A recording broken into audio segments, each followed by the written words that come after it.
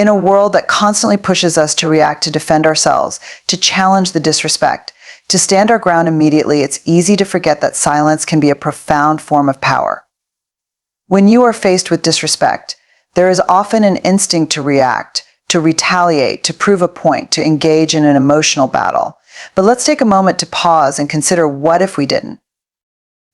What if, instead of reacting, we simply allowed ourselves the space to process, to sit with our emotions, to breathe, and to regain control of our response? Staying quiet isn't about weakness. It's about the courage to choose self-reflection over impulsive action. In moments of disrespect, our first instinct is often to respond immediately. We feel the sting of the words or actions directed at us, and a powerful urge arises to defend ourselves, to argue, or to push back. However, in these moments, the space between stimulus and response can be where we choose who we want to be. Staying quiet after being disrespected provides us with an invaluable opportunity for self-reflection, a chance to step back from the emotional charge of the moment and evaluate the situation from a place of calm.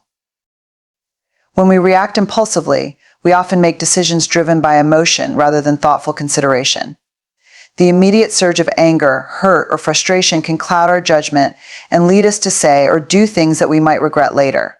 Staying quiet allows us to break the cycle of impulsivity and instead choose a more measured response. It gives us the gift of time, the time to process the disrespect and ask ourselves what it really means. What does the situation say about the other person's values or behavior? What does it say about us? Is this moment worth engaging with, or is it better left in the past, where it belongs? Self-reflection in these moments doesn't mean excusing the behavior of the other person, nor does it mean downplaying the hurt we feel. Rather, it's about recognizing that our response is within our control. We have the power to decide how we want to handle the situation, even if we can't control how others behave. Staying quiet doesn't mean we are ignoring our emotions or brushing them under the rug. It's about giving ourselves the space to process them without reacting in a way that could escalate the situation or lead to unnecessary conflict. This time of reflection also allows us to consider the bigger picture.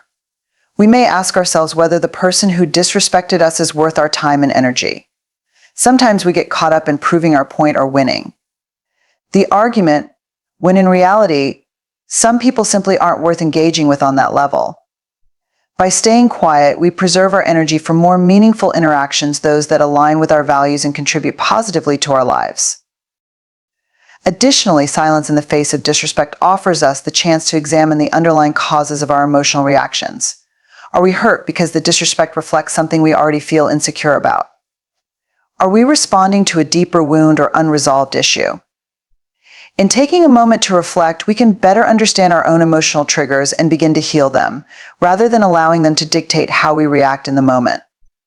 This awareness allows us to break free from the automatic responses that often lead to conflict and pain, and it enables us to respond in ways that are more aligned with who we want to be. Furthermore, staying quiet in moments of disrespect helps us avoid the trap of escalating the situation. It can be easy to get caught in a cycle of back and forth, where each party feeds off the other's emotions, creating a conflict that might not have been necessary in the first place. By choosing silence, we remove ourselves from this cycle, taking the power away from the person who sought to provoke us. In doing so, we not only protect our own peace, but also maintain control over the situation, refusing to let the disrespect dictate the terms of our engagement. Ultimately, the space created by silence allows us to choose a response that is grounded in our highest values and not in the heat of the moment. It provides us the time to reflect on our emotional state, gain clarity about the situation, and decide how to move forward with wisdom rather than impulsivity. Staying quiet is not a passive response, it's an intentional one. When we experience disrespect, it's easy to feel as if our worth is being challenged, as if the actions or words of others define who we are. In those moments, it's important to remember that our self-worth is not contingent upon someone else's behavior or treatment of us. Instead of reacting to the disrespect and allowing it to define us, we can turn inward and realize that our value is inherent, something that cannot be diminished by external forces. This is where emotional resilience comes into play, the ability to stay grounded and secure in who we are, no matter what others may say or do. Emotional resilience is the ability to withstand and recover from challenging situations. It doesn't mean we won't feel hurt, anger, or frustration, but it means that we can experience those emotions without letting them define us or dictate our actions. When someone disrespects us, it can feel like a personal attack, but emotional resilience reminds us that their actions are a reflection of them, not of us. Their words or behavior may be a result of their own struggles, biases, or insecurities, but they do not have to affect our sense of self. In moments of disrespect, our emotional resilience allows us to create distance between the insult and our identity. We can take a step back and assess the situation without immediately reacting, because we know that the negative behavior directed at us is temporary and does not define who we are in the long term. When we have emotional resilience, we can navigate the storm of disrespect with grace and composure, knowing that it is only a fleeting moment in a much larger picture. The person who disrespects us may move on quickly, but if we react impulsively, we may carry the negative energy with us for much longer, allowing it to affect our mood, our actions, and our relationships. Emotional resilience is also about understanding that our feelings are valid, but they don't have to rule our behavior. Feeling hurt or upset by disrespect is a natural response, but it doesn't mean we have to lash out or give in to the urge to retaliate. Instead, we can use these emotions as signals that something important is at stake: our dignity, our boundaries, or our values. By pausing and reflecting before reacting, we allow ourselves the opportunity to process these feelings, acknowledge them, and choose a response that aligns with who we are at our core. Emotional resilience empowers us to rise above the moment, to rise above the disrespect, and to respond with thoughtfulness and clarity. Resilience also helps us avoid internalizing the disrespect. When we lack emotional resilience, we may take someone else's words to heart and let them erode our self-esteem. In those moments, we may find ourselves questioning our worth or doubting our abilities. But emotional resilience allows us to maintain a sense of self-love and self-respect, even when others fail to show us the same. It's a reminder that no one else has the power to determine how we feel about ourselves unless we give them that power. By cultivating emotional resilience, we not only protect ourselves from the effects of disrespect, but also build a deeper sense of inner strength. We learn to trust ourselves, to trust that we can handle difficult emotions without being overwhelmed by them, and to trust that we have the capacity to choose how we respond to any given situation. This emotional resilience becomes a foundation that we can lean on, not just in moments of disrespect, but throughout life's challenges. It allows us to stay true to ourselves, no matter what happens around us, and to live in a way that is aligned with our deepest values and beliefs.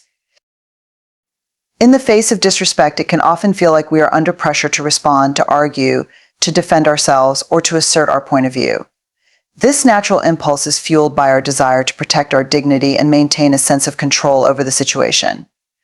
However, one of the most powerful responses to disrespect is choosing peace over conflict.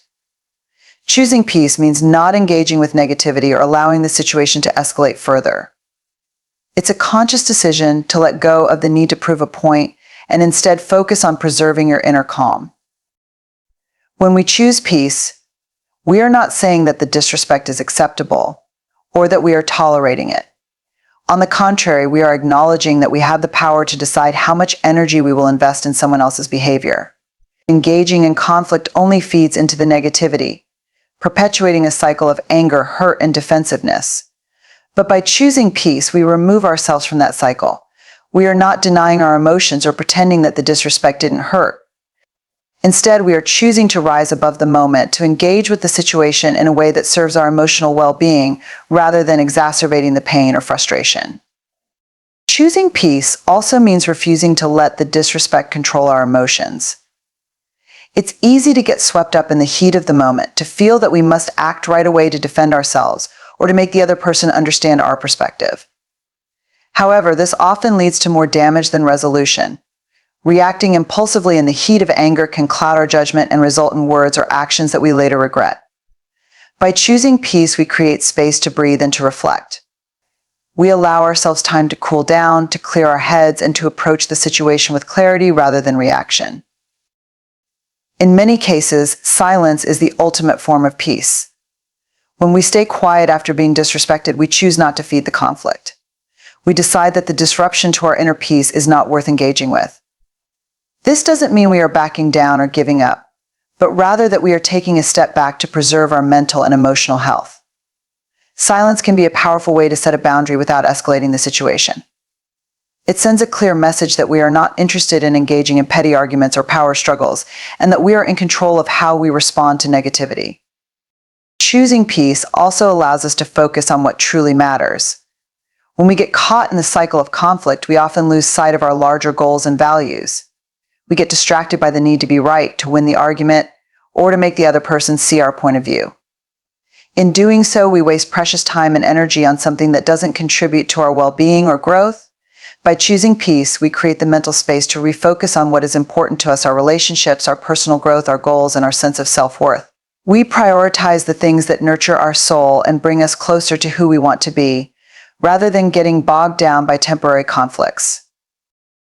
Lastly, choosing peace is an act of self-respect. When we choose not to engage in conflict, we are acknowledging that we are worth more than the situation at hand. We are reminding ourselves that we don't need to prove our worth to anyone. Our dignity is not contingent on winning an argument or defending ourselves in every situation. By choosing peace, we elevate ourselves above the pettiness of the moment and affirm our own sense of value and self-worth. We demonstrate that we are strong enough to handle disrespect without letting it shake our inner calm. Mastering self-control in moments of disrespect is one of the most profound demonstrations of inner strength. It can be incredibly difficult to remain composed when someone insults or undermines us, especially if the words or actions are deeply hurtful. The instinct is often to defend ourselves, to lash out, or to retaliate. Yet true strength comes not from reacting in the heat of the moment, but from choosing how we respond. Self-control in these moments is not about suppressing our emotions or denying our feelings. It's about allowing ourselves to feel what we feel without letting those emotions dictate our behavior or decisions. When we exercise self-control, we give ourselves the opportunity to pause, to reflect, and to choose our response consciously. It is in that pause where the real power lies. By choosing not to immediately react, we gain perspective on the situation. We allow our emotions to settle, which gives us the clarity to assess whether engaging in a back-and-forth argument is worth our time or energy. Self-control doesn't mean we ignore our feelings of hurt or frustration, but it allows us to process those emotions in a healthy way, without letting them overwhelm us or push us into a knee-jerk reaction. The power of self-control lies in our ability to stay true to our values and principles. When we choose not to respond to disrespect with anger or aggression, we are aligning our actions with who we want to be in the world.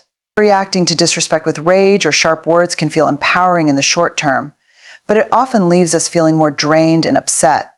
It can also escalate the situation, leading to more conflict and negativity. By choosing self-control, we avoid perpetuating that cycle and instead maintain our integrity, even when others fail to do the same. We are showing that our sense of self-worth isn't reliant on external validation or approval, and that we are capable of handling even the most challenging interactions with grace. This self-control is also a form of emotional maturity. When we are able to stay composed in the face of disrespect, we demonstrate that we understand the value of maintaining our emotional equilibrium. We recognize that our emotions, while important, do not have to control us. Emotional maturity allows us to differentiate between what's worth responding to and what isn't. We learn to let go of the need to engage with every instance of disrespect, understanding that some things are better left unsaid. In these moments, we choose to rise above the situation, preserving our energy and focus for things that truly matter. Self-control also serves as a powerful way to protect our peace. Every time we react impulsively to someone else's negativity, we allow that negativity to enter our own space. But when we remain calm and composed, we create a barrier between ourselves and the external drama. We keep our peace intact, even when others try to disrupt it. This doesn't mean we are passive or resigned to being mistreated. Rather, it's a recognition that we are in control of how we engage with the world around us. We are choosing to preserve our energy and focus on the things that align with our goals, our well-being, and our sense of self-worth. Finally, self-control in the face of disrespect is a reflection of our commitment to personal growth. It requires self-awareness and the ability to take a step back, to choose a response that reflects the person we aspire to be, not just in that moment, but in every moment. It is about breaking the cycle of reactive behavior and replacing it with proactive, intentional choices. The more we practice this self-control, the stronger we become, and the less power we give to external negativity to dictate how we feel or act. By choosing to stay calm, we not only protect our peace, but we also build resilience, strengthen our emotional intelligence, and gain a deeper sense of control over our lives.